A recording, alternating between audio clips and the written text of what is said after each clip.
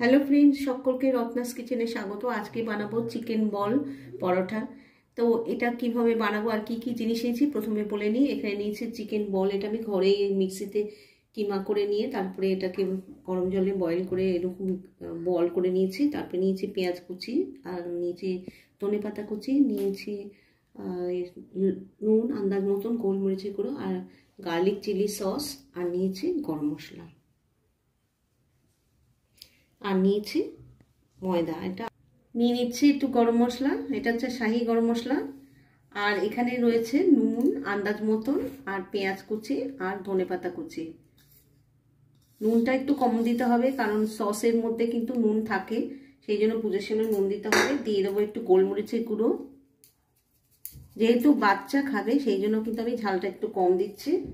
আর দিয়ে দেবো garlic chilli sauce, এটাও কিন্তু বেশ ঝাল। তো ভালো করে হাতের সাহায্যে এটাকে পুরটাকে লেচি করে নিয়েছি। এবার রুটির মতন এটাকে বেলে নেব।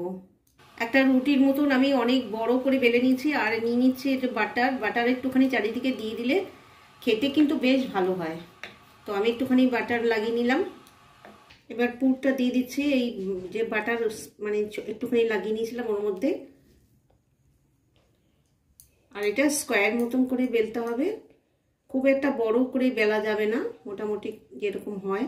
কারণ পুরটা যেভাবে দেওয়া হয়েছে এটা এইভাবে বেললে একদম বাইরে বেরিয়ে যাবে। তো এরকম পুরটা দেওয়া হয়ে গেছে, এবার আমি একটু ভাঁজ করে নেব। এবার চারদিকে একটু জল লাগিয়ে নিচ্ছি যাতে পুরটা মানে না বেরিয়ে যায়, বা ভাঁজটার থেকে যেন ওই পুরটা স্টাফিংটা যাতে না বেরিয়ে যায়। ভালো করে জল লাগিয়ে নিয়েছি। এবার আমি এখানে ভাঁজ দিয়ে দিচ্ছি।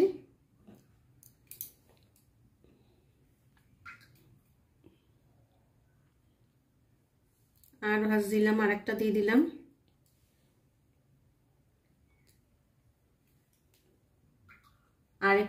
আরেকটা ভাঁজ দিয়ে দিব।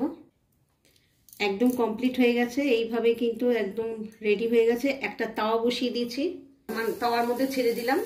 এক পিঠ হয়ে গেলে তারপরে উল্টিয়ে দেবো। এক পিঠ হয়ে গেছে, আমি উল্টিয়ে দিয়েছি।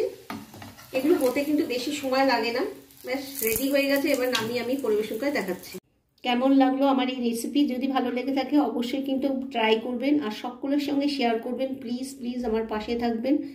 আর এরকম নীতি নতুন রেসিপি পেতে অবশ্যই রত্নাস কিচেনকে সাবস্ক্রাইব করে বেল আইকনটা ক্লিক করবেন। ভালো থাকবেন, সুস্থ থাকবেন, বাই।